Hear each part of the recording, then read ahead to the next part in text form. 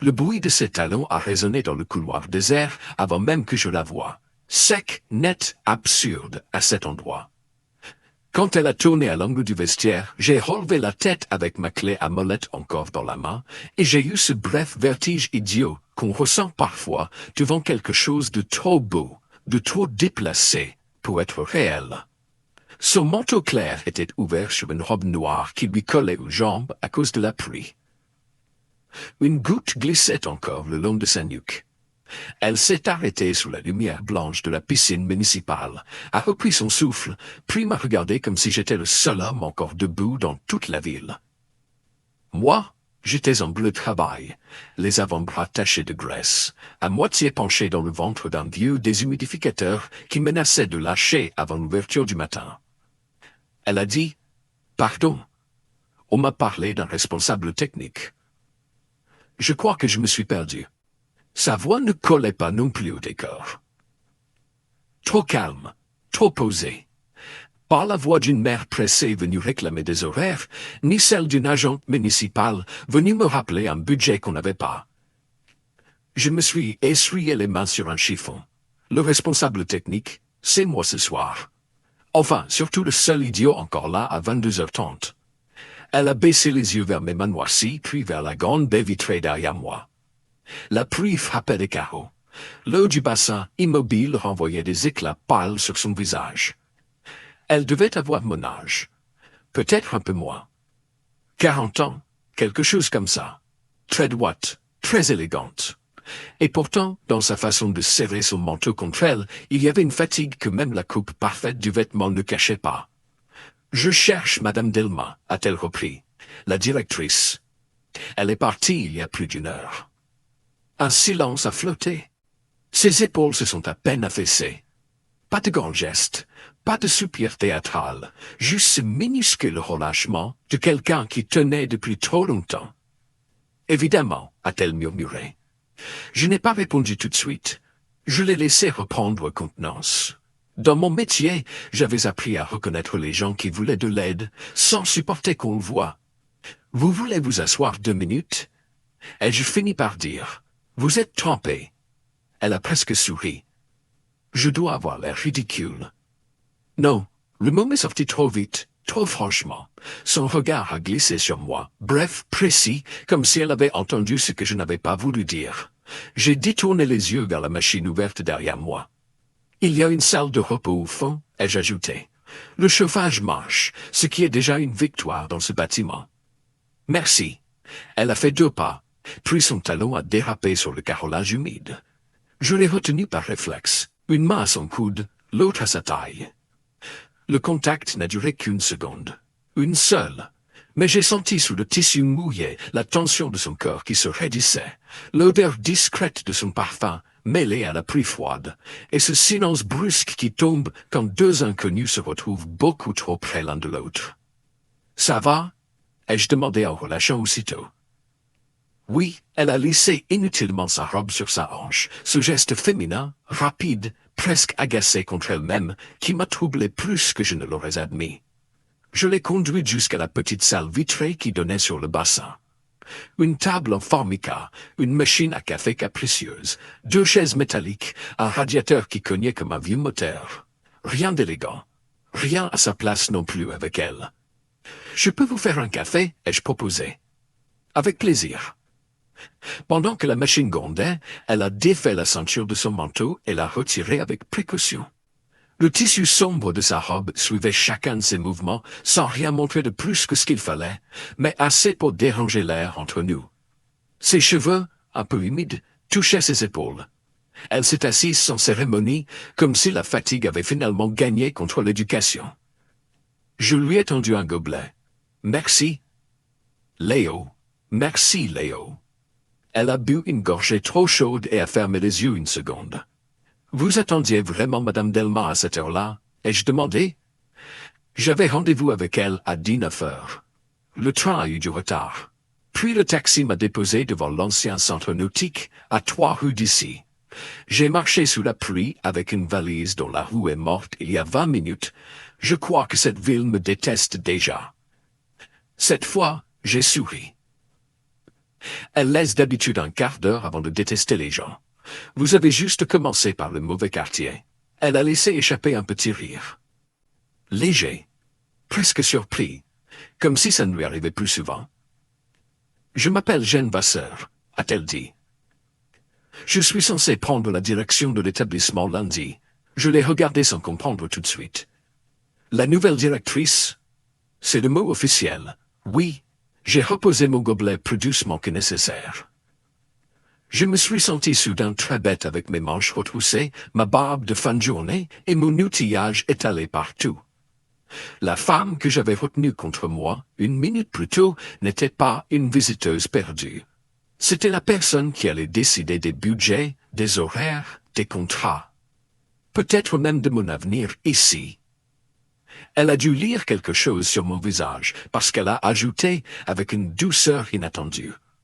Vous avez le droit de continuer à me parler normalement, je vous assure. J'essaie juste de me souvenir si je dis quelque chose qui mérite un licenciement immédiat. Le mot « idiot » pour parler de vous-même. C'est plutôt sévère, mais pas licenciable. Son sourire a changé son visage, pas en le rendant plus joli. Il l'était déjà trop. Non, ça l'a rendu plus humain, moins lisse. J'ai senti ma méfiance bouger d'un cran. Dehors, la pluie redoublait. Le bassin vide de nageurs paraissait immense. Les lignes d'eau flottaient comme des cordes abandonnées. Vous alliez vraiment commencer lundi sans avoir visité avant? Ai-je demandé. Jeanne a tourné son gobelet entre ses doigts. J'avais visité il y a 6 mois. Très vite. Avec des élus, des dossiers, des gens pressés. On ne voit rien dans ces conditions-là. On regarde des chiffres, des fissures, des normes de sécurité. On ne comprend jamais un lieu.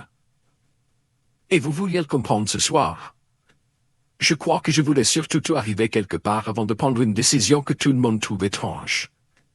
Quelle décision? Elle a levé les yeux vers le grand bassin, puis vers les gradins vides. Refuser la fermeture. Je n'ai rien dit. Pendant quelques secondes, on a entendu que la pluie, le radiateur, et au loin la vibration sourde d'une pompe fatiguée. Depuis des semaines, tout le monde en parlait. La mairie voulait réduire les coûts. L'établissement était trop vieux, trop cher, trop difficile à remettre aux normes. On sauverait le grand complexe privé au nord de la ville, et on laisserait mourir celui-ci doucement, avec ses carreaux fendus, ses casiers tordus, ses habitués fidèles, et son odeur de clore incrustée dans les murs depuis 40 ans. Vous n'êtes pas obligé de me raconter ça, ai-je fini par dire. Peut-être que si. Elle s'est levée pour s'approcher de la vitre. Sous la lumière, le tissu encore humide de sa robe suivait sa silhouette avec une précision qui me gênait presque. Elle a croisé les bras, non pour se protéger, mais comme si elle se retenait de trembler. On m'a embauché pour fermer proprement, a-t-elle dit. Réorganiser, amortir, rassurer la presse, remercier les équipes avec dignité. Ce genre de vocabulaire élégant qu'on utilise quand on casse des vies en souriant. J'ai senti quelque chose se serrer dans ma poitrine. Et vous, ai-je demandé, qu'est-ce que vous voulez faire? Elle a tourné la tête vers moi. Son regard n'avait plus rien de mondain. Il était franc, fatigué, presque nu. Presque nu. J'aimerais d'abord savoir pourquoi un homme reste seul ici à réparer une machine déjà condamnée, un soir de pluie, comme si ce bâtiment pouvait encore être sauvé. Je n'ai pas répondu tout de suite. Parce qu'elle venait de poser la seule question qui comptait vraiment. Je suis resté debout près de la table, les mains encore humides d'avoir rincé le cambouis, et je l'ai regardée à travers le reflet pâle du bassin. Elle avait cette façon de se tenir droite, même quand tout en elle semblait fatigué.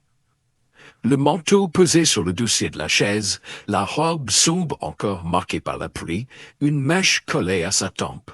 Elle donnait l'impression de ne jamais se laisser tomber. Même seule, même ici. Parce que ce n'est pas une machine condamnée, j'ai fini par dire. Juste une machine qu'on a plus envie de sauver. Elle n'a pas bougé. Ce n'est pas tout. Non, j'ai baissé les yeux vers le sol, vers les joints usés des carreaux blancs, puis vers le bassin, où les lumières tremblaient à la surface comme des souvenirs trop vieux. Mon père m'a appris à nager ici, ai-je dit, à 6 ans. Il travaillait aux bus municipaux. Il finissait tard. Le mercredi, il venait me chercher avec ses mains noires de cambouis presque comme les miennes ce soir. Il me déposait au bord du petit bain, en me jurant que je n'aurais jamais peur de l'eau si je le regardais en face. Jeanne s'est retournée lentement. Et vous n'avez jamais eu peur? Si. Tout le temps. Mais il ne me laissait pas tricher.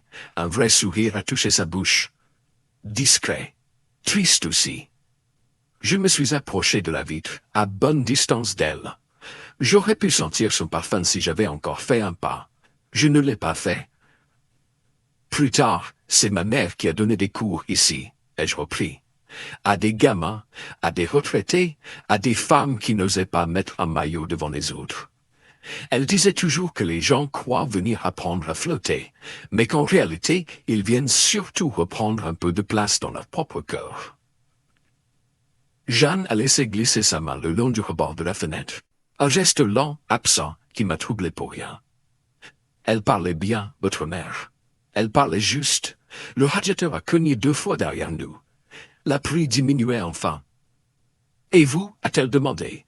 Vous avez grandi ici et vous avez choisi la maintenance. J'ai soufflé par le nez. Choisi, c'est généreux. J'ai commencé par l'intérim, puis les remplacements. Puis quelqu'un est parti, puis un autre. À la fin, j'étais encore là. Comme les casiers cabossés et les chaudières trop vieilles. Vous dites ça comme si c'était peu. Ça l'est un peu. Elle s'est tournée franchement vers moi cette fois. Non. Ce non était calme, sans emphase. Et justement pour ça, il a eu plus de poids que prévu. Un lieu tient grâce à ceux qui le maintiennent debout quand tout le monde a déjà regardé ailleurs, a-t-elle dit. On valorise ceux qui inaugurent, on oublie ceux qui empêchent l'effondrement. J'ai senti quelque chose remuer en moi. Une fatigue ancienne, une colère aussi, le genre qu'on finit par porter comme une vieille veste. Vous parlez comme quelqu'un qui a déjà vu ça de près. Elle a baissé les yeux, puis elle est revenue s'asseoir plus lentement qu'avant, comme si la phrase avait réveillé quelque chose qu'elle n'avait pas envie de nommer. Je l'ai imitée. La petite table nous séparait, mais pas tant que ça. Dans la lumière froide de la pièce, ses jambes croisées dessinaient une ligne nette sous le tissu sombre. Elle avait retiré ses escarpins et les avait posés près du radiateur. Ses pieds nus glissés dans des colonnes noires me semblaient soudain plus intimes que n'importe quelle confidence. Mon frère travaillait dans un théâtre à Clermont, a-t-elle dit, pas comme artiste. Régisseur, il savait tout faire. La lumière, les accroches, les décors, les urgences, personne n'applaudissait jamais son nom, mais quand il manquait une vis ou qu'une perche coinçait, tout le monde criait pour lui. Elle a marqué une pause. Ils ont fermé le théâtre en promettant une réouverture rapide. Travaux, sécurité, nouveaux projets culturels. Les mots étaient très beaux. 3 ans plus tard, le bâtiment était toujours fermé. Mon frère avait perdu son emploi, puis son appartement, puis le reste. Je n'ai pas demandé ce que voulait dire le reste. Sa voix suffisait. Je suis désolé, ai-je dit. Elle a haussé une épaule, mais ses doigts se sont resserrés autour du gobelet. C'est vieux. Et ça ne me quitte jamais vraiment. Alors quand j'entends certains discours bien propres sur l'optimisation, je vois très bien ce qu'ils cachent. Dehors, le bassin semblait écouter. Je l'ai observé un instant, sans parler. Cette femme, arrivée sous la pluie, impeccable malgré la fatigue, n'était pas seulement une directrice de plus. Il y avait en elle une tension qui ne venait pas du pouvoir. Quelque chose de plus profond. Une manière de retenir la casse. Peut-être chez les autres. Peut-être en elle-même. Pourquoi avoir accepté le poste alors? Ai-je demandé doucement. Elle a relevé la tête. Ses yeux se sont accrochés aux miens. Parce que j'avais besoin de travailler. Parce que j'ai 42 ans. Un divorce récent. Une mère qui commence à oublier les prénoms et une banque qui se moque éperdument de mes états d'âme. Parce qu'on ne refuse pas toujours ce qu'on déteste. Parfois, on essaye d'entrer dedans pour dévier un peu la trajectoire. Rien dans sa voix ne cherchait la pitié. C'était dit platement. Proprement. Et c'était plus brutal comme ça. Je me suis passé une main sur la nuque. Je vois. Non. Je ne crois pas. Elle a dit ça sans dureté. Juste avec lucidité. Puis elle a posé son gobelet et s'est penchée légèrement en avant. Pas beaucoup. Juste assez pour que le tissu de sa robe se tende à peine, pour que son regard soit plus proche, pour que l'air change encore dans cette pièce trop petite. Ce que je vois, moi, a-t-elle murmuré, c'est un homme qui parle d'un bâtiment comme on parle d'un être vivant. Et j'ai besoin de comprendre ce que j'arriverais vraiment à détruire si je signais. Je n'ai plus senti le radiateur, ni la fatigue, ni même l'heure. Seulement elle, assise en face de moi, sa voix basse, la pluie qui se retirait enfin des vitres et cette étrange sensation d'être au bord de quelque chose que je n'avais pas vu venir. « Alors je peux vous montrer, » ai-je dit. « Maintenant, maintenant. » Elle a regardé vers ses escarpins, puis vers la baie vitrée, puis vers moi. Je suis trempé, j'ai probablement du mascara sous les yeux et je n'ai plus aucune allure. Vous avez encore trop d'allure pour ce bâtiment, ai-je répondu avant de pouvoir me retenir. Le silence qui a suivi m'a coupé le souffle. Ses yeux ont légèrement changé. Pas un sourire, pas encore. Quelque chose de plus trouble, de plus féminin aussi. Comme si, pendant une seconde, elle avait cessé d'être la femme qui évalue, qui décide, qui tient. Juste une femme assise très près d'un homme qui la regardait un peu trop honnêtement. Elle s'est redressée. « Vous parlez toujours aussi franchement ?»« Non, seulement quand je suis fatigué. C'est dangereux. Pour qui, cette fois, elle a souri. Lentement. Et j'ai compris que la soirée venait de basculer sans retour possible. Elle a remis ses escarpins, a repris son manteau sans l'enfiler et s'est levée. Au moment de passer devant moi, son bras a frôlé le mien. Rien, presque rien. Mais j'ai senti le contact jusque dans la poitrine. « Très bien, Léo, a-t-elle dit. Montrez-moi ce que personne ne voit dans cet endroit. » J'ai pris mon trousseau accroché au mur. Puis, j'ai ouvert la porte de service qui menait au couloir interdit au public, ceux où la piscine révélait enfin tout ce qu'elle cachait. La porte coupe-feu a gémi en s'ouvrant, puis s'est refermée derrière nous, avec ce bruit sourd qui donne toujours l'impression d'entrer dans l'envers d'un décor. Ici, il n'y avait plus ni d'accueil, ni les affiches municipales, ni les lignes propres qu'on montre aux visiteurs. Seulement des couloirs étroits, des murs peints trop souvent, une odeur de métal chaud, de chlore ancien et de linge humide. Jeanne avançait près de moi, son manteau plié sur un bras, l'autre main frôlant parfois la paroi pour garder l'équilibre sur le sol encore mouillé. Le claquement de ses talons avait disparu. Dans ce silence-là, j'entendais presque sa respiration. « Vous faites visiter ça à tous les nouveaux directeurs ?» a-t-elle murmuré. « Non. D'habitude, ils préfèrent les tableaux Excel. » Elle a tourné légèrement la tête vers moi. Même dans cette lumière laide, son profil restait net, la courbe de sa bouche, la ligne calme de son cou, cette façon qu'elle avait de rester digne dans un lieu qui ne lui rendait rien. Alors j'ai droit à un privilège. Ou à une punition. Ça dépend du point de vue. Elle a laissé échapper un souffle qui ressemblait à un rire. Je l'ai menée d'abord vers la chaufferie. J'ai poussé une autre porte, plus lourde, et la chaleur nous a pris au visage. Les tuyaux couraient au plafond comme des artères. Les vieilles pompes vibraient avec obstination. Sous la lumière jaune, tout paraissait plus fatigué, plus vrai. Jeanne s'est arrêtée au seuil. Mon Dieu! Voilà ce qui chauffe les bassins, les douches, les vestiaires, et accessoirement ma mauvaise humeur depuis 10 ans. Elle a fait quelques pas à l'intérieur. Sa robe sombre paraissait presque noire dans la vapeur légère. Une mèche s'était décollée de sa joue. Elle l'a glissée derrière son oreille avec ce geste précis qui, chez elle, semblait toujours un peu trop gracieux pour être innocent.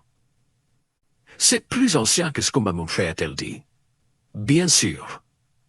On vous a montré les éléments les moins inquiétants. C'est une vieille tradition administrative. Je lui ai désigné une pompe rafistolée, puis une conduite réparée avec une pièce qu'on avait dû faire fabriquer presque à l'unité. Je lui ai expliqué les pannes, les heures perdues, les rustines, les miracles ordinaires. Elle écoutait sans m'interrompre. Pas comme ces gens qui attendent juste la fin de la phrase pour parler budget. Elle regardait vraiment. Les boulons, les fissures, mes mains quand je montrais quelque chose. « Et vous tenez tout ça avec combien de personnes ?» a-t-elle demandé. « 2 à temps plein.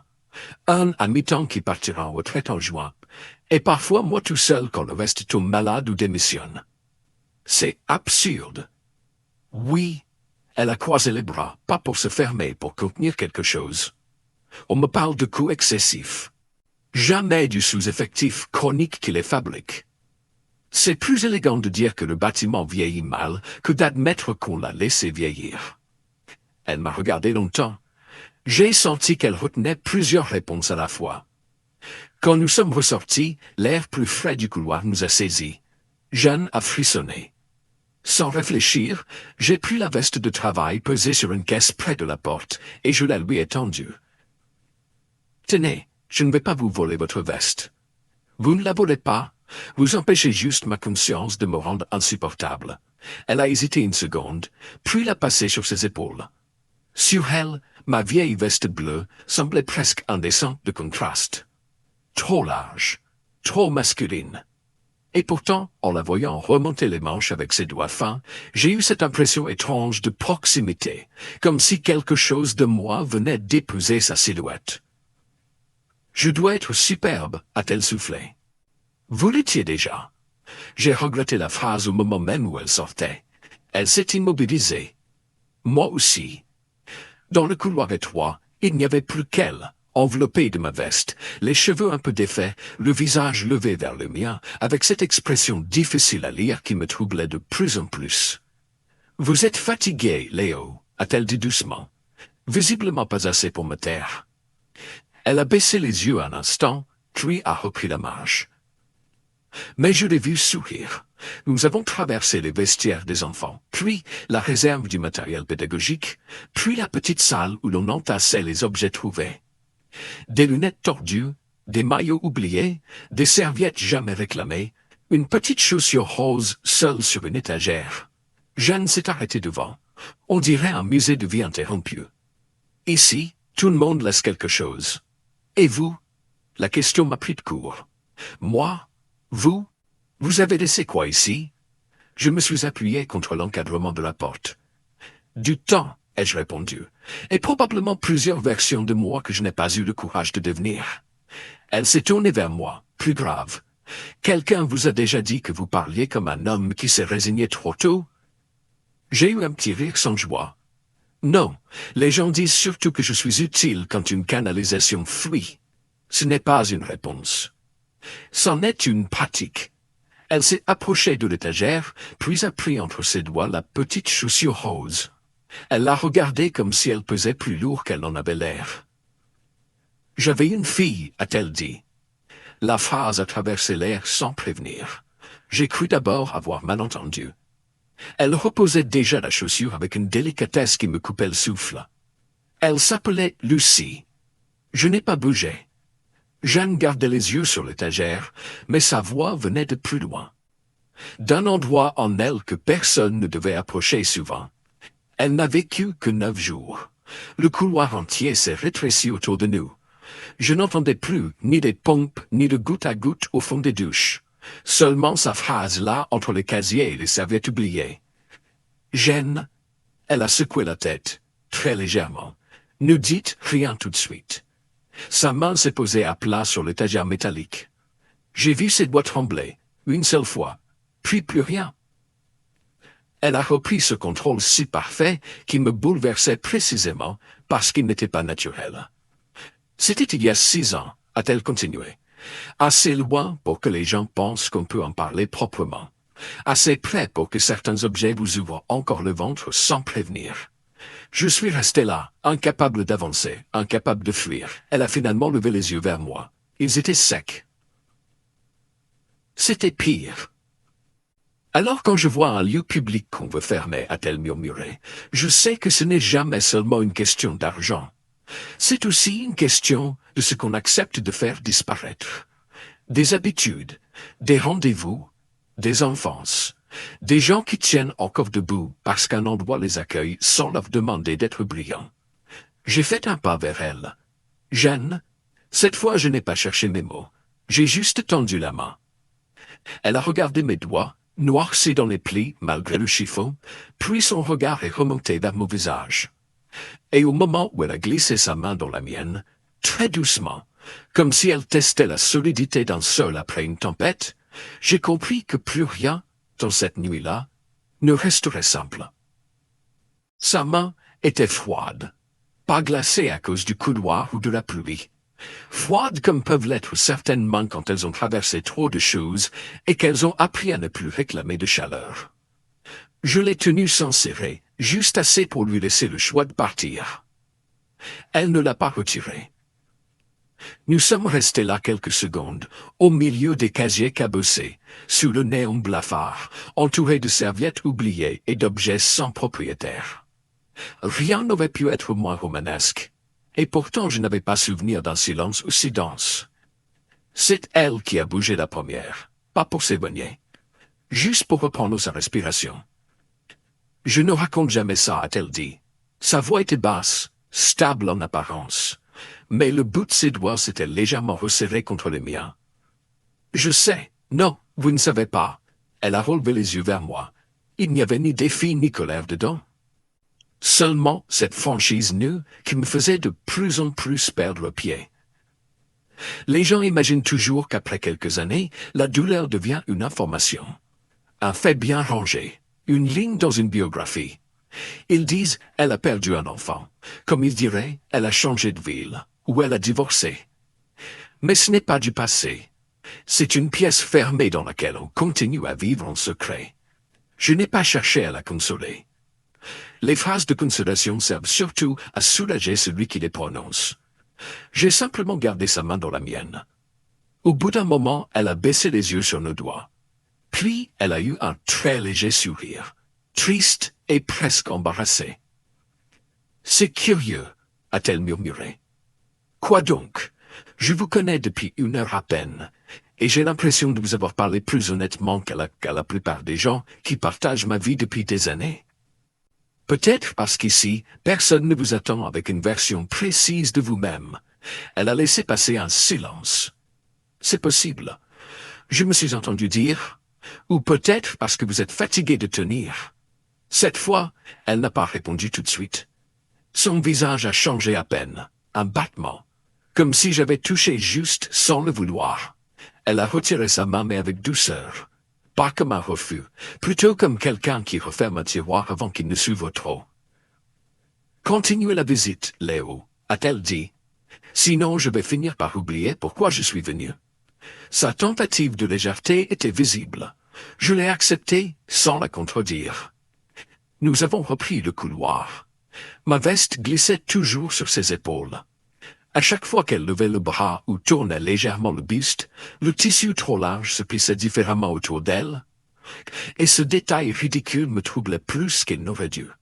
Voir quelque chose de moi sur elle, dans cet endroit presque vide, à cette heure impossible, me donnait la sensation étrange d'une intimité déjà entamée. Je l'ai conduite jusqu'à la tribune du vieux petit bassin, celui qu'on n'ouvrait plus que rarement. Il fallait monter un escalier étroit, mal éclairé, dont je connaissais chaque marche. Jeanne me suivait de près. Dans l'espace trop serré, je sentais parfois le mouvement de son manteau contre mon bras, parfois son souffle retenu quand elle levait un peu le pied pour éviter une marche usée. En haut, j'ai poussé la porte vitrée. Le petit bassin dormait dans une demi-obscurité bleutée. L'eau y était plus sombre, presque immobile, à peine ridée par le système de filtration nocturne. Les gradins, vides, dessinaient des lignes silencieuses autour. La pluie avait cessé. On n'entendait plus que le ronronnement discret des installations, et au loin, la ville mouillée. Jeanne s'est arrêtée net. « C'est beau, » a-t-elle soufflé. « Oui, personne ne m'a montré ça. Personne ne montre jamais ce qui ne rentre pas dans un dossier. » Elle a avancé jusqu'à la rambarde. Mes clés tintaient encore dans ma main. Je les ai pesées sur un banc derrière nous pour ne plus faire ce bruit inutile. Elle, devant le bassin, semblait enfin oublier pendant 1 minute tout ce qu'elle avait apporté. Son profil se détachait dans la lumière froide. Ma veste tombait jusqu'au milieu de ses cuisses. Ses jambes nues sous l'ourlet de la robe paraissaient encore plus claires dans cette pénombre. Et cette simple image, sans rien de provoquant, a suffi à me déplacer tout entier. Je me suis approché à sa hauteur, en gardant une distance sage. C'est ici que les tout-petits commencent, ai-je dit. Pas ceux qui apprennent à nager pour le sport, ceux qui hurlent, qui s'agrippent à leurs parents, qui refusent de mettre la tête sous l'eau. Ceux qui reviennent la semaine suivante malgré tout. Elle m'écoutait sans quitter le bassin des yeux. Et souvent, au bout de quelques mois, ils arrivent en courant. Ils oublient qu'ils ont eu peur. Les parents, eux, s'en souviennent encore. Jeanne a posé les mains sur la rambarde. Vous aimez vraiment les gens, vous? J'ai tourné la tête vers elle. C'est une accusation, une observation. Rares sont ceux qui travaillent dans un service public sans finir par mépriser le public. Je ne les aime pas tous les jours, ai-je admis. Mais oui, je crois que j'aime ce que les gens laissent voir d'eux ici. À la piscine, on ne peut pas tricher aussi facilement. On a froid, on a peur du regard des autres, on se sent maladroit, on essaie quand même. Elle s'est tournée vers moi, très lentement. Et vous trichez facilement? La question m'a fait sourire malgré moi. De moins en moins. Je ne vous crois qu'à moitié. Vous avez raison. Je fais semblant d'être plus calme que je ne le suis. Son regard a glissé sur mon visage puis sur ma bouche, si brièvement que j'aurais pu l'inventer.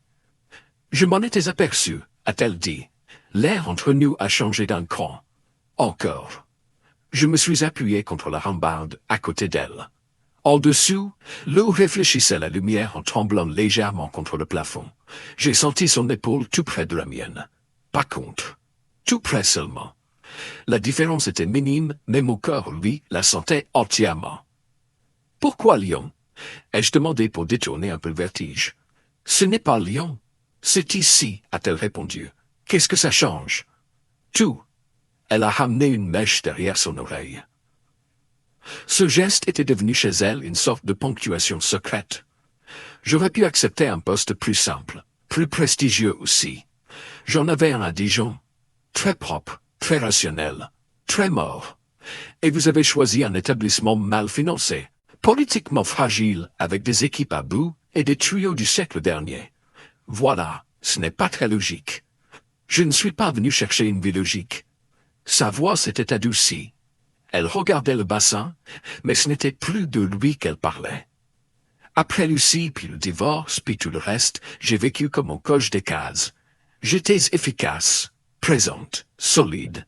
J'ai même été admiré pour ça. Vous savez le genre de compliment qu'on fait aux femmes qui ne s'effondrent pas. Impressionnante, courageuse, remarquablement digne. Elle m'a lancé un regard presque étonné. Exactement. Ce sont souvent des mots qu'on utilise pour éviter de demander si elle vaut mal. Un silence a suivi. Plus doux que les précédents. Puis Jeanne a baissé les yeux vers ses mains. Elle a lissé le bord de ma manche qu'elle portait encore du bout des doigts. « Et si je vous disais que je ne veux plus être admirable ?» a-t-elle demandé. J'ai senti quelque chose se serrer dans ma gorge. Alors je vous dirais que c'est peut-être la première bonne nouvelle de la soirée. Elle a laissé échapper un rire très léger. Mais ses yeux brillaient autrement. Pas de larmes. Plutôt cette fatigue vive qui précède parfois les aveux. Le banc était juste derrière nous.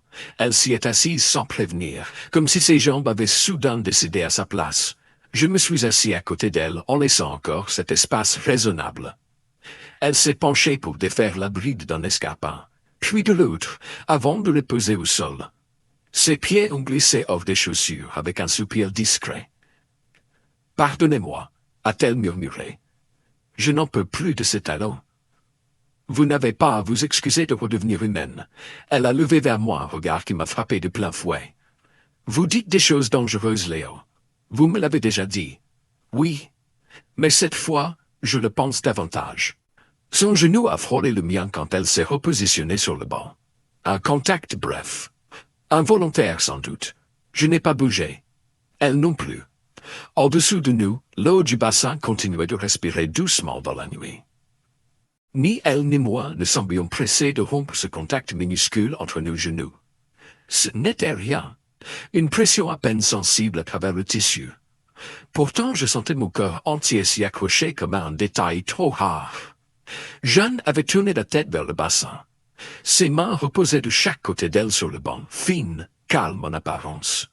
Seule sa respiration la trahissait un peu. Plus lente qu'avant, plus profonde aussi. Quand j'étais petite, a-t-elle dit sans me regarder. Mon père m'emmenait à la mer en novembre.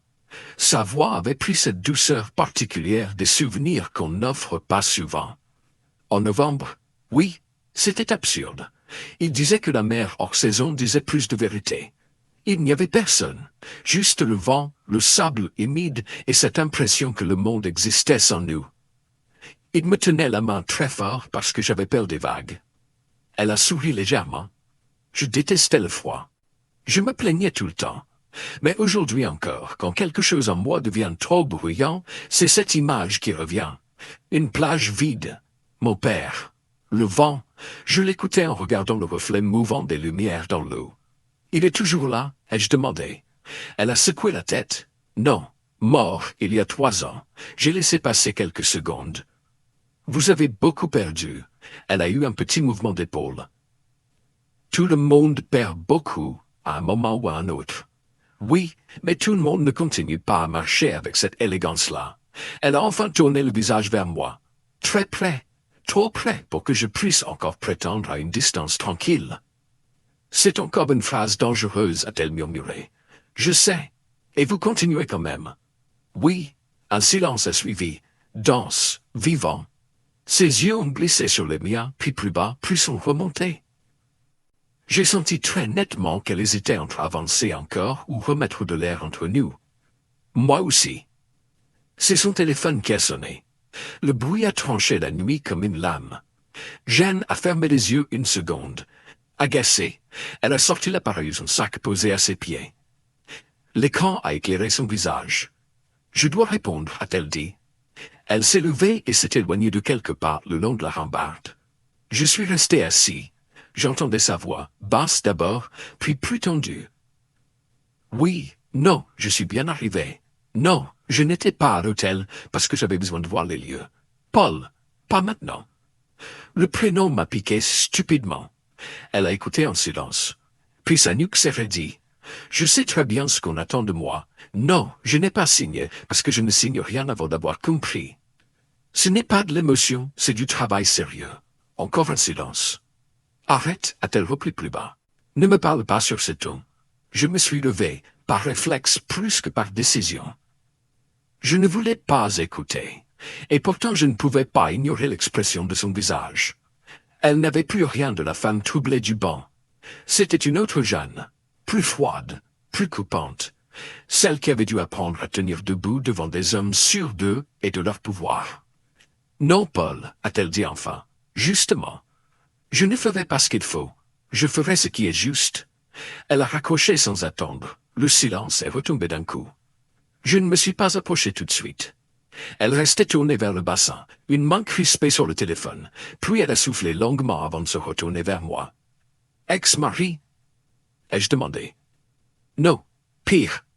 Ah, elle est revenue vers le banc, mais ne s'est pas rassise. Elle est restée debout devant moi, les bras croisés, ma veste tombant toujours sur ses épaules comme si elle lui appartenait déjà un peu. Paul Renaud, a-t-elle dit. Directeur financier du groupe qui supervise aussi les délégations sportives de la ville. Il m'a recommandé pour ce poste. Enfin, recommandé. Il a surtout pensé que je serais raisonnable, c'est-à-dire docile. Exactement. Elle a esquissé un sourire sans joie. Il sait que j'ai besoin de ce travail. Il pense donc savoir jusqu'où je peux plier. Et il veut la fermeture. Évidemment. Fermeture, revente partielle du terrain, partenariat privé, communication sur la modernisation. Le classique. Je me suis passé les 2 mains sur le visage. Donc la décision est déjà prise. En partie. Disons qu'ils veulent qu'elle paraisse naturelle, inévitable, technique. Mon rôle serait de rendre ça propre. Et vous n'en avez plus envie. Je n'ai jamais eu envie. J'essayais seulement de me convaincre que je pourrais limiter les dégâts. Elle s'est tue. Puis, elle a ajouté avec une franchise encore plus désarmante. Depuis que je suis ici, j'ai surtout l'impression que je ne pourrais plus regarder ce lieu mourir sans me trahir moi-même.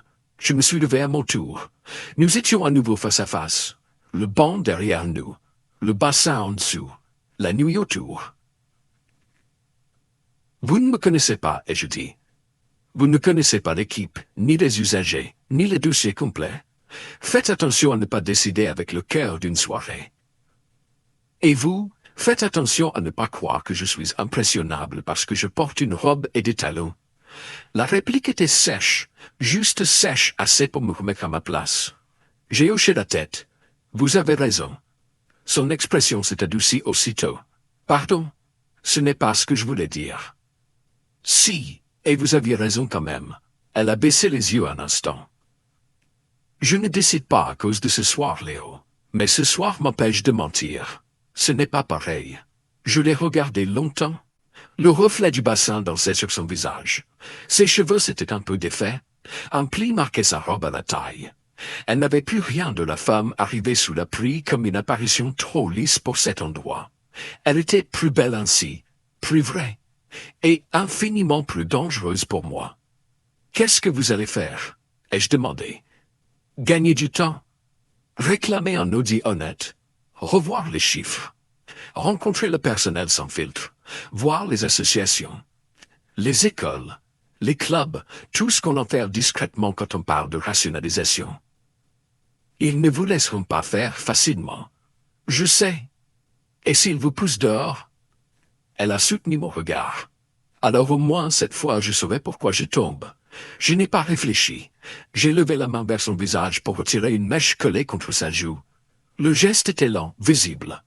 Elle avait le temps de se reculer. Elle ne l'a pas fait. Mes doigts ont à peine frôlé sa peau. Une seconde, peut-être deux. Le monde entier s'est réduit à ce contact minuscule. Jeanne n'a pas fermé les yeux. Elle me regardait comme si elle aussi mesurait exactement ce qui était en train de se produire entre nous et tout ce qu'il faudrait ensuite porter. Puis des pas ont résonné dans l'escalier derrière la porte vitrée. Nous nous sommes écartés aussitôt. Trop vite. Trop clairement. La poignée a bougé. Une voix d'homme annonçait « Léo, t'es encore là ?» J'ai reconnu Malik, le veilleur de nuit, avant même qu'il n'entre. La porte s'est ouverte sur sa silhouette massive, son coupe-vent orange, son air surpris qui a immédiatement glissé de moi à Jeanne, puis à Jeanne portant ma veste, puis aux escarpins posés près du banc. Il a levé les sourcils. Ah! Personne n'a parlé pendant une seconde. Puis Jeanne, d'un calme parfait, a ramassé ses chaussures et a dit « Bonsoir. Je crois que nous allons tous avoir besoin d'un peu plus d'explications lundi matin. » Malik est resté sur le seuil avec cette prudence lourde des hommes qui comprennent très vite qu'ils viennent d'entrer dans un moment qui ne leur appartient pas. Jeanne, elle, n'a pas scié. Elle a glissé ses pieds dans ses escarpins, refermé d'un geste net la bride du premier, puis du second, avant de laisser sa robe à la taille. Ma veste était toujours sur ses épaules. Ce détail sous le regard de Malik me donnait l'impression absurde d'avoir laissé une preuve intime en plein milieu d'une scène officielle. « Bonsoir » a répété Jeanne avec le calme impeccable de quelqu'un qui refuse de se sentir pris en faute. « Je suis Jeanne Vasseur. » Malik a cligné des yeux. « La nouvelle directrice ?» À partir de lundi, oui. Il m'a regardé puis a regardé Jeanne de nouveau. J'ai vu dans son visage passer très vite la surprise, la curiosité, puis ce besoin un peu maladroit de recoller les morceaux. « D'accord, a-t-il dit. Je venais juste vérifier la lame du local sud, comme les lumières du petit bassin étaient encore allumées. »« C'est moi, ai-je coupé.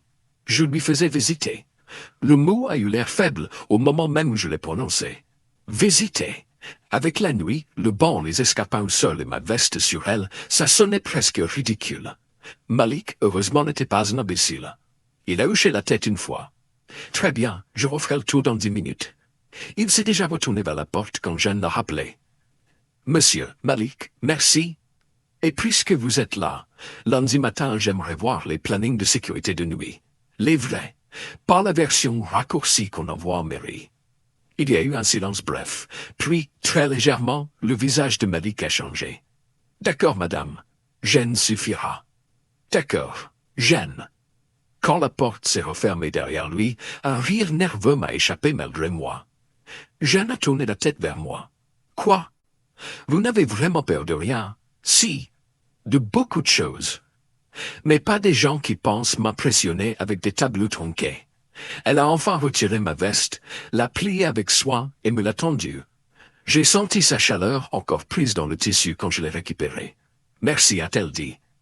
Vous pouviez la garder encore un peu. Le coin de sa bouche a bougé. Mauvaise idée. Je n'ai pas demandé pour qui. Nous sommes redescendus ensemble par l'escalier étroit. Cette fois, elle passait devant moi. Je voyais sa main glisser sur la rampe, le volet sombre de sa robe suivre le mouvement de ses jambes, la nuque claire qui apparaissait quand elle baissait légèrement la tête. Après ce qui venait de se passer là-haut, chaque détail me paraissait plus net. Plus dangereux aussi. En bas, dans le couloir, elle s'est arrêtée. Je crois que je devrais aller à l'hôtel. Sans doute. Et vous, vous devriez entrer dormir. Sans doute aussi. Mais ni elle, ni moi ne bougions. Le bâtiment semblait retenir son souffle autour de nous. Au loin, une pompe vibrait encore. L'odeur de chlore me paraissait tout à coup plus douce, presque familière, comme si cette nuit déposait autre chose sur les murs. Léo, elle n'a pas terminé tout de suite. Ses doigts jouaient avec la boucle de son sac. Ce n'était presque rien, mais chez elle, cette hésitation avait quelque chose de très intime. Ce qui se passe ici, a-t-elle repris lundi, ce sera compliqué. Il y aura des tensions. Des gens qui veulent me séduire, d'autres qui veulent me tester, d'autres encore qui me considèrent déjà comme une ennemie. Oui, vous aussi, vous devriez vous méfier de moi. J'ai eu un petit sourire sans joie. Trop tard. Ses yeux se sont accrochés aux miens. Ne dites pas ce genre de choses si vous ne savez pas ce que vous en ferez ensuite. Sa voix était basse, pas dure. Plus troublée qu'elle ne le voulait. Je pourrais vous répondre la même chose. Elle a inspiré lentement, puis a regardé ailleurs vers la porte du local technique. Ce soir n'existe pas, a-t-elle dit. Je l'ai senti mentir presque physiquement. D'accord. Non, ce n'est pas d'accord, justement. Elle a fermé les yeux une seconde comme agacée contre elle-même. Ce soir existe. Trop. Et c'est bien le problème. Je n'ai pas essayé de la sauver de sa phrase. Je savais trop bien ce qu'elle voulait dire. Alors on fait quoi? Ai-je demandé. Elle a relevé la tête. On fait comme les adultes fatigués qui ont encore un peu de dignité. C'est-à-dire, on dort. On travaille. On évite de confondre ce qu'a lieu, une heure et une solitude partagée fabrique en nous avec quelque chose qu'on comprend déjà. Je l'ai laissé finir. Puis j'ai dit, et si ce n'était pas une confusion? Le silence qui a suivi a été si net que j'ai entendu l'eau tomber quelque part dans une canalisation, 3 couloirs plus loin. Jeanne s'est approchée d'un pas. Un seul.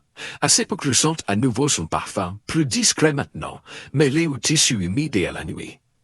Alors ce sera encore plus compliqué, a-t-elle soufflé. Elle avait les yeux levés vers moi. Pas fuyant. Pas sage non plus. J'ai pensé, très clairement, que si je bougeais d'un centimètre de trop, je l'embrasserais. Et j'ai vu qu'elle le savait. Mais elle a baissé les yeux la première. J'ai une réunion à 8h30 lundi avec les élus, a-t-elle dit. Je vais avoir besoin de documents, de dates de panne, d'historique d'intervention, de tout ce qu'on oublie volontiers quand on veut faire croire qu'un lieu est irréparable par nature. Je peux vous préparer ça demain? Non. Le refus était doux, mais net. Demain, vous vous reposez un peu. Dimanche en fin d'après-midi, si vous pouvez, venez ici. 17h, par l'entrée du personnel. Vous voulez travailler en secret? Je veux travailler sans mise en scène. Ce n'est pas pareil. J'ai hoché la tête. 17h. Elle a semblé hésiter encore, puis a tendu la main vers mon avant-bras. Pas comme tout à l'heure. Pas pour chercher un appui. Juste pour me toucher une seconde, à travers la manche de ma veste remise trop vite. Sa paume est restée là, légère, chaude désormais. Merci pour la visite, Léo. Ce n'était pas une visite. Son regard a vacillé, très légèrement. Je sais. Elle a retiré sa main, puis elle a traversé le couloir, repris son manteau sur le dossier de la chaise dans la salle de repos et l'a enfilé lentement. Je suis resté à distance. Pas pour être correct, pour être sûr de tenir. Au moment d'ouvrir la porte qui donnait vers l'accueil, elle s'est retournée. Dimanche, a-t-elle dit. Dimanche. Elle a disparu dans le hall silencieux. Je suis resté seul quelques secondes, les clés à la main, le cœur battant beaucoup trop fort pour un homme qui n'avait rien fait d'autre, au fond, que montrer des tuyaux, des bassins vides et un bâtiment usé à une femme arrivée sous la pluie. Puis Malik est repassé la tête par la porte du couloir. Bon, a-t-il dit, très sérieusement. Soit on a vraiment une directrice pas comme les autres, soit ta vie va devenir très compliquée. J'ai regardé l'endroit où Jeanne venait de disparaître. Je crois que les deux sont déjà commencés. J'ai très peu dormi cette nuit-là. Pas à cause de Malik, pas à cause des dossiers qui m'attendaient, pas même à cause de la réunion de lundi que j'imaginais déjà se refermer sur nous comme un piège bien poli. Non. C'était plus simple et plus gênant que ça. Chaque fois que je fermais les yeux, je revoyais Jeanne dans le couloir, ma veste sur les épaules, la lumière froide sur sa nuque. Sa voix quand elle avait dit ce soir existe. Trop. Le samedi matin, la piscine était fermée au public, mais pas vide. Elle ne l'était jamais vraiment. Il y avait toujours une fuite à vérifier, une pompe à purger, une alarme capricieuse, un carreau décollé, un devis à relancer. Je suis revenu plus tôt que prévu, incapable de rester chez moi à tourner en rond. Mon appartement donnait sur un boulevard bouillant. 2 pièces trop chaudes l'été, trop froides l'hiver. Une cuisine minuscule, un canapé qui avait connu des jours meilleurs, quelques plantes que j'oubliais d'arroser, et au mur une photo de mes parents devant le bassin extérieur un jour de juin, les épaules déjà rouges de soleil. Je n'y tenais que par habitude. À la piscine, au moins, les choses me résistaient franchement. Vers 10 heures, j'étais à genoux devant une armoire électrique quand j'ai entendu la porte du local technique s'ouvrir sans frapper. « T'as une tête de type qui a fait une bêtise élégante », a dit Malik. Je me suis cogné le crâne contre le montant en me redressant. « Merci, c'est précis. » Il tenait un café brûlant dans chaque main. Il m'en a tendu un, puis s'est adossé au mur avec cet air tranquille qui lui donnait parfois 20 ans de plus, parfois 10 de moins. Malik travaillait ici depuis assez longtemps pour connaître les habitudes de tout le monde. Les miennes, surtout quand j'essayais de faire comme si de rien n'était. « Alors ?» a-t-il demandé. « Alors quoi ? Ne fais pas ça avec moi. » Une nouvelle directrice débarque de nuit, porte ta veste, monte au petit bassin avec toi, et redescend avec cette tête qu'ont les gens quand ils viennent de penser quelque chose qu'ils ne devraient pas penser.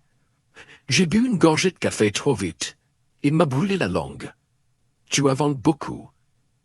Non, j'observe bien. Je me suis remis face à la mort électrique. Elle veut les vrais chiffres, les vraies pannes, les vrais plannings. C'est déjà énorme. Ce n'est pas de ça que je parle. Alors ne parlons pas du reste. Il a laissé passer quelques secondes. D'accord, a-t-il dit. Mais fais attention. Je me suis tourné vers lui. À quoi? Aux femmes qui arrivent avec des regards fatigués et des décisions difficiles. On a toujours envie de croire qu'on peut être le lieu où elles se reposent. Parfois, on finit juste par devenir le dommage collatéral. Sa phrase m'a contrarié parce qu'elle touchait juste. T'es poète maintenant? Non. Divorcé. C'est moins prestigieux et plus utile. Il a vidé son café, posé le gobelet sur l'établi, puis m'a donné une tape sur l'épaule avant de repartir. Je l'ai regardé s'éloigner, agacé contre lui, donc surtout contre moi. Le reste de la journée a filé dans ce mélange d'urgence ordinaire et de pensées inutiles que je connaissais trop bien. J'ai rassemblé des rapports, trié des historiques de panne, imprimé des interventions datant de 3 ans, 6 ans, 9 ans. Plus je creusais, plus la même vérité remontait. On n'avait jamais vraiment laissé sa chance à ce lieu. On l'avait entretenu juste assez pour éviter le scandale, jamais assez pour bâtir un avenir honnête. En fin d'après-midi, je suis passé devant le petit bassin. J'ai pensé au banc, à ses escarpins au sol, à sa main dans la mienne. J'ai refermé la porte sans entrer. Le dimanche a été pire. Trop de temps, trop peu d'excuses. J'ai essayé de ranger chez moi. J'ai changé les draps. Fait tourner une lessive. J'ai descendu les poubelles. J'ai même appelé ma sœur, ce que je remettais depuis 2 semaines. Elle vivait à Grenoble avec ses jumeaux et un mari patient que personne ne méritait autant. Elle m'a parlé des enfants d'un voyage scolaire, d'un four en panne. Puis, au bout d'un moment, elle a dit « Tu as la voix bizarre. Merci. » Non, vraiment. Tu es soit malade, soit amoureux, soit sur le point de faire une connerie. Tu auras toujours les options les plus rassurantes. Donc ce n'est pas malade. Je me suis assis sur le bord du canapé. Il ne se passe rien. Ah, donc c'est grave. J'ai fermé les yeux une seconde. Avec ma sœur, j'avais appris depuis longtemps qu'il valait mieux ne pas trop lutter. La nouvelle directrice est venue voir l'établissement vendredi soir et je dis « Hey !» Et elle n'est pas comme les autres. Ça, ce n'est jamais une information anodine dans la bouche d'un homme de 43 ans qui vit seul avec des tournevis. J'ai ri malgré moi. Elle veut peut-être sauver la piscine. Et toi, tu veux sauver qui? La question a suspendu quelque chose en moi. Je ne sais pas. Mensonge. Je n'ai pas répondu. Ma sœur a adouci sa voix. Léo, choisis juste une chose. Soit tu t'attaches pour de bonnes raisons, soit tu restes prudent pour de bonnes raisons. Mais ne te raconte pas que c'est seulement du travail si tu sais déjà que ça ne l'est plus. Quand j'ai raccroché, l'appartement m'a semblé encore plus étroit. À 16h30, j'ai cessé de faire semblant, et je suis parti. Le ciel était blanc, lavé par les pluies de la veille. La ville avait cette lumière pâle des dimanches d'hiver où tout paraît un peu ralenti. En arrivant par l'entrée du personnel, j'ai aperçu une voiture garée près des containers, moteur coupé. Jeanne était appuyée contre la portière. Je me suis arrêté sans avancer tout de suite. Elle portait un jaune sombre, des bottines plates et un gros pull crème sous un manteau long couleur tabac. Rien de spectaculaire, rien de trop élégant pour le lieu, cette fois. Et pourtant, le choc a été presque plus fort que vendredi. Peut-être justement parce qu'elle n'avait plus d'armure. Ses cheveux étaient relevés à la va-vite, quelques mèches libres sur les tempes. Elle tenait un carton d'archives contre sa hanche. Une femme de 40 ans, fatiguée, belle sans effort, qui avait l'air d'avoir dormi trop peu elle aussi. Quand elle m'a vu, son visage a changé d'une manière très légère mais immédiate, comme si quelque chose en elle se détendait malgré elle. « Vous êtes en avance », ai-je dit en m'approchant. « Vous aussi. » Elle a regardé ma veste, mes mains, puis mon visage, comme la première nuit. Sauf que cette fois, elle savait déjà ce qu'elle cherchait. « J'ai apporté les premières notes du dossier », a-t-elle dit en soulevant légèrement le carton, « et des croissants. » Je ne savais plus très bien si je venais pour travailler ou me donner du courage. Les deux peuvent cohabiter. Un petit sourire a glissé sur sa bouche. J'espérais que vous diriez ça. J'ai ouvert la porte de service. Au moment où elle est passée devant moi, son bras a effleuré le mien. Volontairement ou pas, je n'aurais pas su le dire. Mais cette fois, elle ne s'est pas excusée. Et moi, j'ai compris en refermant la porte derrière nous que le dimanche serait beaucoup plus dangereux que la nuit de vendredi. La salle de réunion du personnel n'avait jamais été faite pour recevoir quelqu'un comme elle, un dimanche à 17h. La table était trop grande, les chaises trop raides, la lumière trop crue.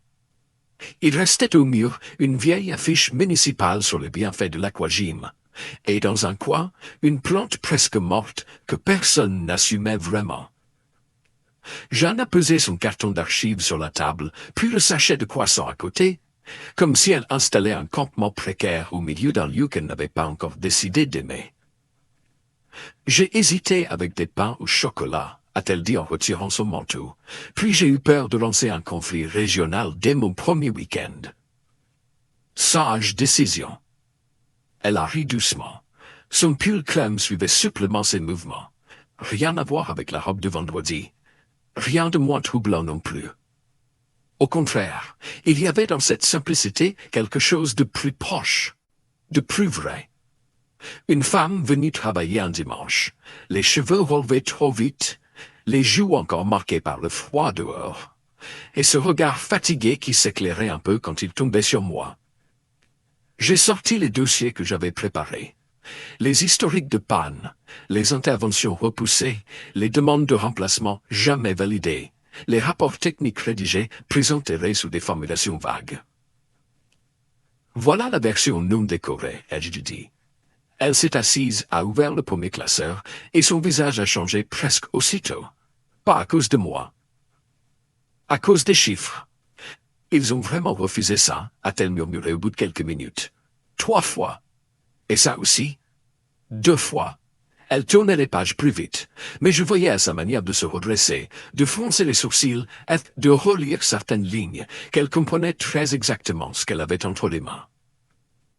Ils ont laissé la structure se fatiguer exprès, a-t-elle dit enfin.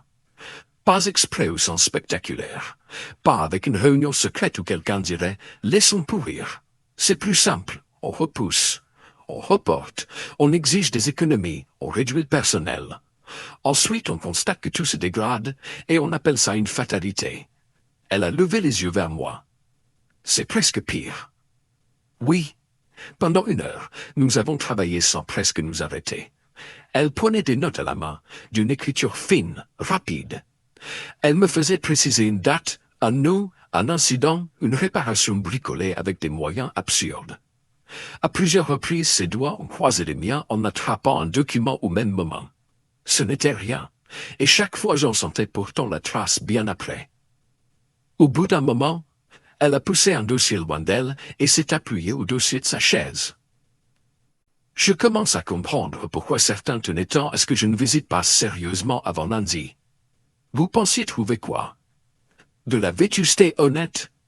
Un lieu abîmé, coûteux, difficile à sauver.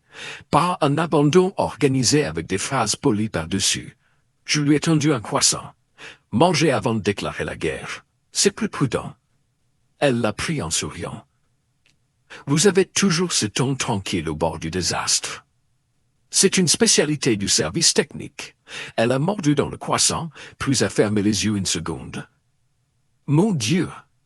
Je n'avais pas réalisé à quel point j'avais faim. Vous avez déjeuné? Un café à 11 heures et la moitié d'une pomme dans la voiture. Je sais, c'est très impressionnant et remarquablement stupide. Voilà, là vous devenez crédible. Elle a ouvert les yeux vers moi et quelque chose de plus léger a passé entre nous.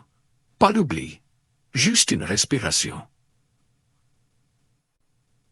La nuit tombait déjà dehors. Les vitres de la salle de réunion renvoyaient notre reflet plus qu'elles ne montraient la cour. 2 silhouettes autour d'une tablette rechargée, rapprochées par les papiers, les tasses vides, les crayons et ce qui n'était pas dit. J'aimerais voir les anciens procès-verbaux du comité d'usagers, a-t-elle dit.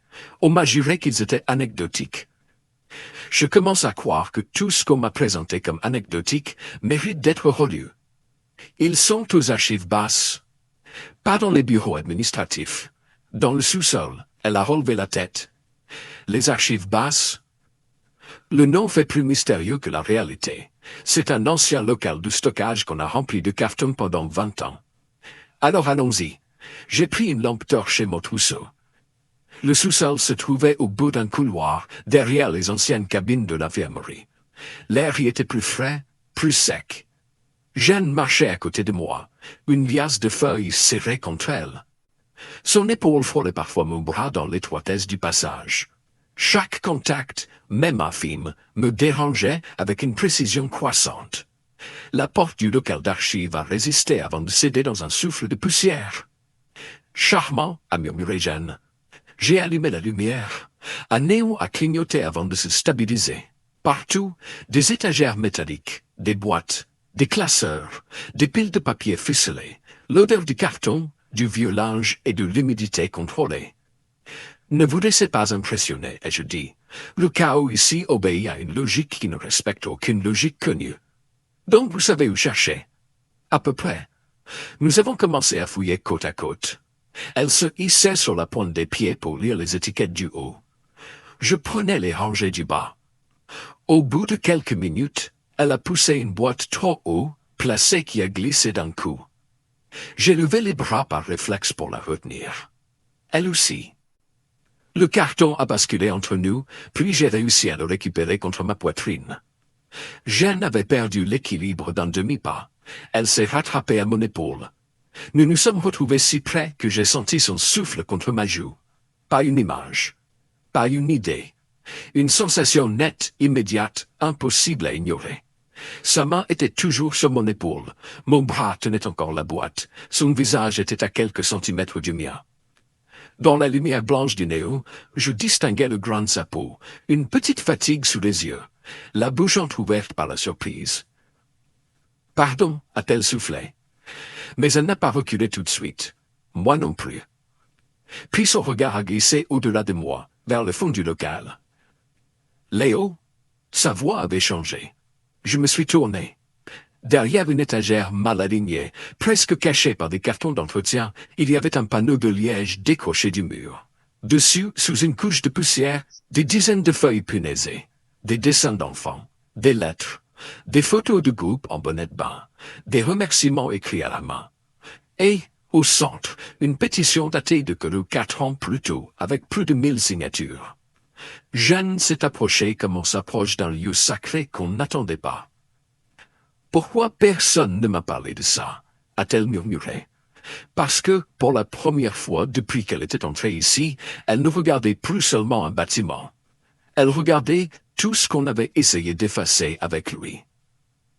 Jeanne est restée immobile devant le panneau, comme si elle craignait qu'un geste trop brusque fasse disparaître ce qu'elle voyait.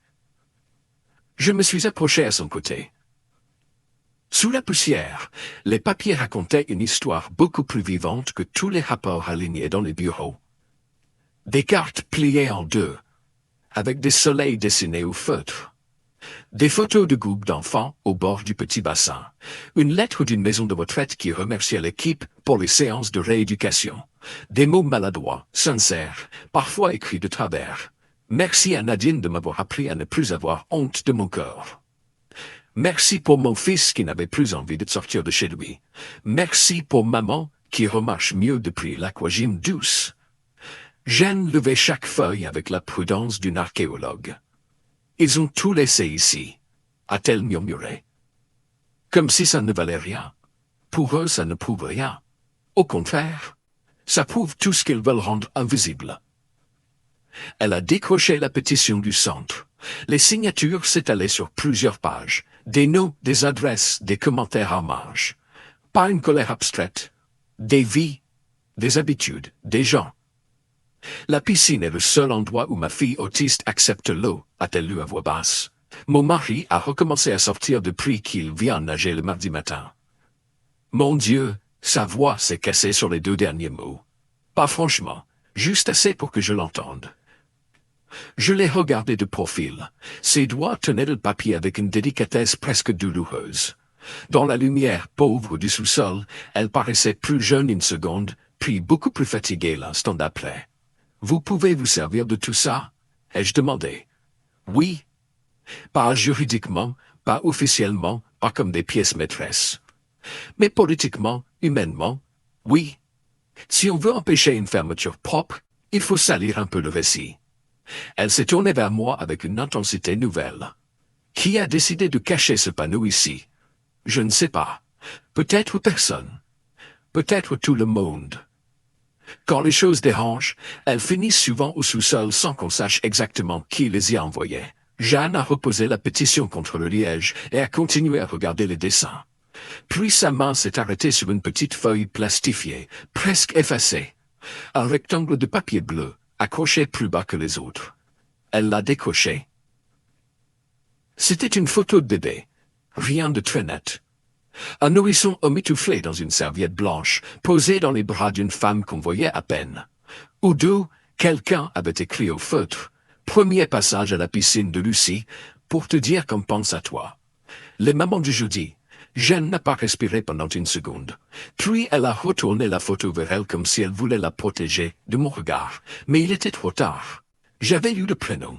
J'avais vu le changement brutal dans son visage. Pas des larmes. Quelque chose de plus violent encore. La stupeur d'une blessure retrouvée dans un endroit où elle n'aurait jamais dû se trouver. Jeanne. Elle a fermé les yeux. « Ce n'est pas ma Lucie », a-t-elle dit trop vite. Je n'ai rien répondu. Elle a rouvert les yeux, fixé la photo, puis a eu un petit rire sans joie. « C'est ridicule. Bien sûr que ce n'est pas elle. Il y a des centaines de Lucie. Des milliers. Et pourtant... » Sa gorge a bougé. Et pourtant, a-t-elle répété plus bas, il suffit d'un prénom pour que le monde entier se dérègle pendant 10 secondes. Je me suis approché encore, sans la toucher. Vous n'êtes pas obligé de rester là si c'est trop. Si. Justement.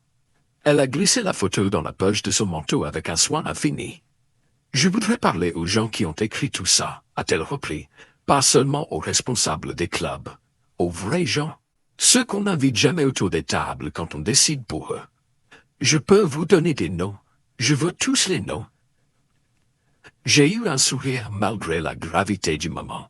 Voilà, là, je reconnais la directrice. Ne vous moquez pas. Je ne me moque pas. Elle a tourné vers moi un regard plus doux, presque surpris de me voir sourire encore dans ce sous-sol. Tant mieux, parce que j'ai l'impression d'être sur le point de devenir très désagréable avec beaucoup de monde. C'est peut-être exactement ce qu'il faut. Nous avons commencé à décrocher délicatement ce qui pouvait être emporté sans tout déchirer. Jeanne photographiait chaque feuille avec son téléphone. Je notais des dates, des associations, des noms d'animateurs, d'anciens éducateurs.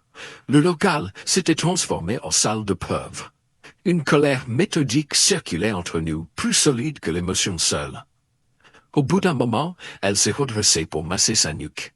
Son pull avait glissé légèrement d'une épaule. Le geste était simple, sans intention. Pourtant, mon regard s'y est accroché une seconde de trop. À la peau claire, à la fatigue visible dans la ligne de son cou, à cette manière qu'elle avait de rester belle, même quand elle ne cherchait plus du tout à l'être. Elle a surpris mon regard. Pas entièrement. Juste assez. Ses doigts sont restés un instant sur sa nuque, avant de ramener le pull en place. « Vous êtes encore en train de penser quelque chose de dangereux ?» a-t-elle demandé. Sa voix était basse, sans ironie. « Oui. » Le silence qui a suivi a semblé s'étirer entre les étagères. « Moi aussi, a-t-elle fini par dire. Aucun de nous n'a bougé. J'ai senti l'air du sous-sol devenir trop étroit, trop chargé. Elle avait toujours son téléphone dans une main, un vieux cahier dans l'autre, un attirail parfaitement banal. Et pourtant, la manière dont elle me regardait à cet instant ne laissait plus beaucoup d'abri. « Jeanne, ne dites pas mon prénom comme ça. »« Comment ça ?»« Comme si vous étiez déjà trop près. » Je me suis entendu répondre, presque malgré moi, « Je le suis. » Elle a baissé les yeux. Puis les a relevés aussitôt, comme si elle refusait de se laisser protéger par la fuite. Léo, lundi matin, quand j'entrerai dans cette réunion, ils vont essayer de m'enfermer dans un rôle. Femme raisonnable, nouvelle venue reconnaissante, professionnelle docile. Ils vont attendre que je choisisse mon camp, sans faire de bruit. Et vous allez leur faire du bruit. Oui, elle s'est approchée d'un pas, un seul, exactement comme l'autre nuit dans le couloir. Mais si je fais ça, il faut que vous sachiez une chose. Laquelle? S'ils comprennent que vous m'avez aidé, ils vous viseront aussi. Je n'ai pas hésité. Je sais. Non, vous savez en théorie. Moi je parle des petites humiliations, des budgets bloqués, des audits absurdes, des remarques glissées devant témoins, de l'usure. Je sais quand même. Elle m'a observé longtemps, puis quelque chose en elle a cédé. Pas sa force. Juste une retenue de plus. Très bien, a-t-elle murmuré. Alors demain, je ne veux pas seulement vos documents. Je veux votre présence. À la réunion, oui, je vais exiger que le service technique soit entendu avant toute décision. Officiellement, je n'ai pas encore l'autorité complète pour imposer grand-chose, mais suffisamment pour compliquer leur plan. J'ai hoché la tête. Je serai là. Elle a inspiré lentement, puis a laissé retomber sa main le long de son corps. Bien. Au-dessus de nous, quelque part dans le bâtiment, une porte a claqué. Le bruit nous a ramenés à l'heure, au lieu, à tout ce qui existait encore autour de nous. Jeanne a ramassé le carton, y a glissé la pétition, les copies, quelques lettres et le vieux cahier des usagers. Puis, elle a posé la main sur la poche de son manteau, là où elle avait rangé la petite photo avec le prénom de Lucie. Demain, a-t-elle dit, ils vont comprendre qu'on ne ferme pas un lieu comme on efface une ligne comptable. Elle s'est tournée vers la porte, puis s'est arrêtée avant de sortir. Quand elle a regardé de nouveau vers moi, ce n'était plus seulement la directrice qui préparait une bataille. C'était une femme au bord d'un choix plus intime, plus risqué, et nous le savions tous les deux. Le lundi matin, j'avais l'impression de porter tout le bâtiment dans la poitrine. Je suis arrivé avant 7 heures. L'air dehors piquait encore un peu. Dedans, la piscine sentait le chlore, le café trop fort et le lundi mal commencé. Malik m'a croisé près des casiers, une chemise propre sous son coupe-vent, ce qui chez lui ressemblait déjà à une tenue de cérémonie. « Tu as les documents ?» m'a-t-il demandé. J'ai levé la sacoche. « Et toi ?» Les plannings de nuit. Les vrais, avec les heures où je fais 3 rondes seul dans un bâtiment censé en exiger 2. Il m'a regardé une seconde. T'as dormi? Non. Bien. Ça t'évitera de sourire au mauvais moment. À 8h10, la salle du conseil municipal annexe commençait déjà à se remplir. Pas la grande salle publique, une plus petite, plus propre, plus discrète. Le genre d'endroit où l'on prend des décisions importantes en prétendant ensuite qu'elles étaient purement techniques. Il y avait 2 élus. Un représentant du service des sports, une femme des finances, Paul Renaud avec sa cravate trop lisse et quelques cadres que je connaissais de nom seulement. Jeanne n'était pas encore là. J'ai senti le vieux réflexe revenir. Celui qui vous rappelle votre place avant même qu'on vous l'indique. Le technicien n'est pas fait pour ces tables-là. Il apporte les pièces, il répond quand on interroge. Il repart. Puis la porte s'est ouverte. Jeanne est entrée avec son manteau sombre, ses cheveux attachés bas cette fois, un dossier épais contre elle. Pas de talons, des bottines noires, un rouge discret sur la bouche.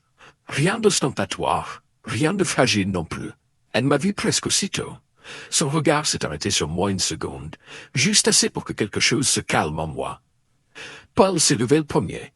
« Jeanne, nous allions commencer. »« Parfait, a-t-elle répondu. J'ai apporté quelques éléments complémentaires. » Sa voix était lisse, claire, pas froide, mieux que ça, maîtrisée. La réunion a démarré comme elle démarre toujours. Rappel budgétaire, tableau, coûts énergétiques, projection, formule prudente, déficit structurel, rationalisation de l'offre, mutualisation territoriale. Plus les minutes passaient, plus je sentais monter en moi une colère ancienne. Pas parce qu'il montait entièrement. Parce qu'il savait présenter la vérité de manière à la rendre stérile. Paul a fini par joindre les mains. En résumé, la fermeture progressive du site actuel reste l'option la plus responsable. Jeanne a tourné une page. Non. Le mot a été prononcé sans hausser le ton. Et pourtant, toute la table s'est figée. Paul a souri comme on sourit à quelqu'un qui vient de faire preuve d'un peu trop de personnalité. Pardon? J'ai dit non, a repris Jeanne. En résumé, ce n'est pas l'option la plus responsable. C'est l'option qu'on a rendue la plus commode en organisant depuis des années une sous-maintenance chronique du site. Le silence a changé de nature. Elle a ouvert son dossier, sorti les rapports que je lui avais donnés, les refus de remplacement, les interventions repoussées, les pièces bricolées, les demandes ignorées. Vous avez présenté ce bâtiment comme intrinsèquement vétuste. Or, les documents internes montrent autre chose. Une stratégie de report, une réduction progressive des moyens humains, une absence de traitement structurel des points critiques pourtant signalés à plusieurs reprises. Le représentant des sports a toussé. Il faut quand même rester prudent sur l'interprétation. Je le suis, a coupé Jeanne. C'est pour ça que j'ai convoqué le service technique. Elle a tourné la tête vers moi. Monsieur Roussel, pouvez-vous expliquer à cette table ce que signifie en pratique maintien en fonctionnement depuis 5 ans dans cet établissement? Toutes les têtes se sont tournées vers moi. J'ai senti ma gorge se serrer. Puis j'ai vu Jeanne.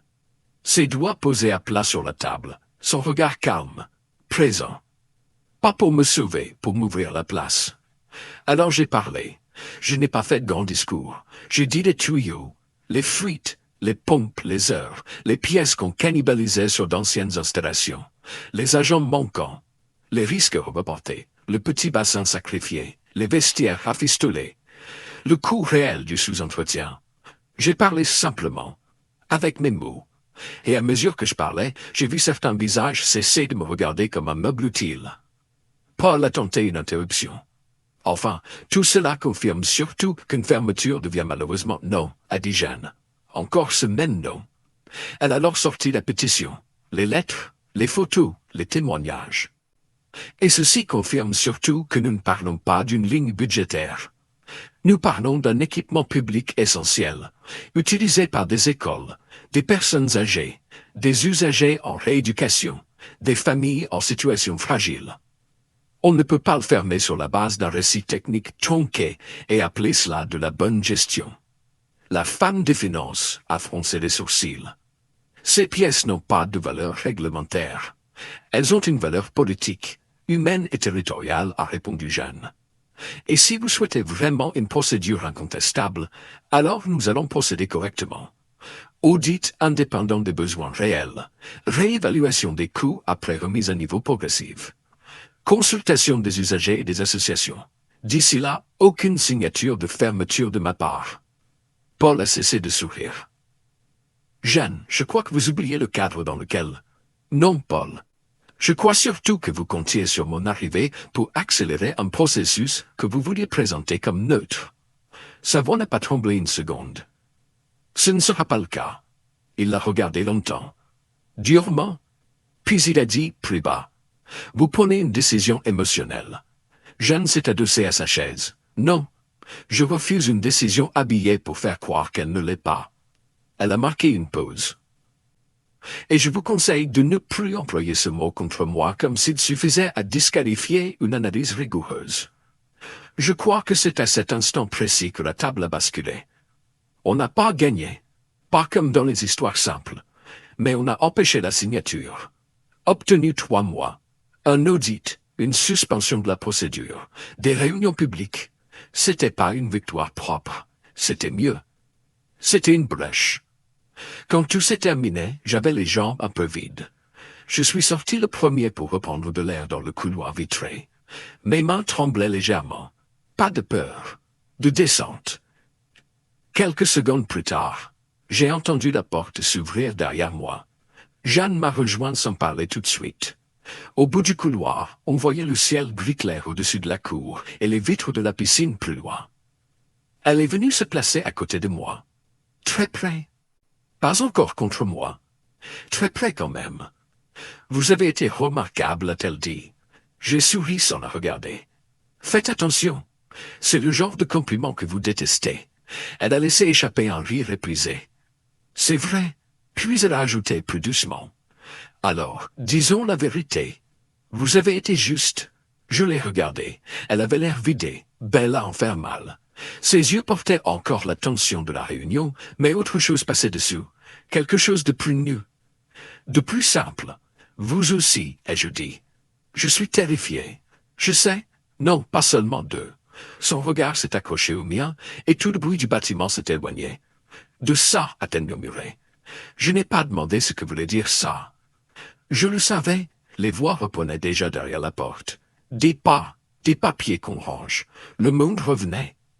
Elle a baissé les yeux une seconde, puis a fait un geste si léger que j'aurais pu le manquer. Ses doigts ont cherché les miens. Je les ai pris, dans ce couloir administratif sans grâce, avec la lumière blanche des plafonniers et l'odeur de dossier autour de nous. Sa main dans la mienne m'a paru plus intime que tout le reste. On n'a pas beaucoup gagné, a-t-elle dit. Non, mais on a empêché le pire pour aujourd'hui. Oui, elle a serré mes doigts une fois. C'est déjà énorme. Le soir, la piscine a rouvert comme d'habitude. Les enfants couraient trop vite vers les vestiaires. Une mère cherchait un bonnet de bain introuvable. Un vieux monsieur demandait si l'aquagème du mercredi serait maintenu. La machine à badge s'est bloquée 2 fois. Le monde continuait, ignorant presque qu'il avait frôlé autre chose. Vers 19 heures, après le départ du dernier groupe scolaire, je suis monté au petit bassin. La lumière y était douce. L'eau respirait encore lentement. J'en étais là, assise sur le même banc que l'autre nuit. Son manteau posé à côté d'elle, les mains jointes entre les genoux.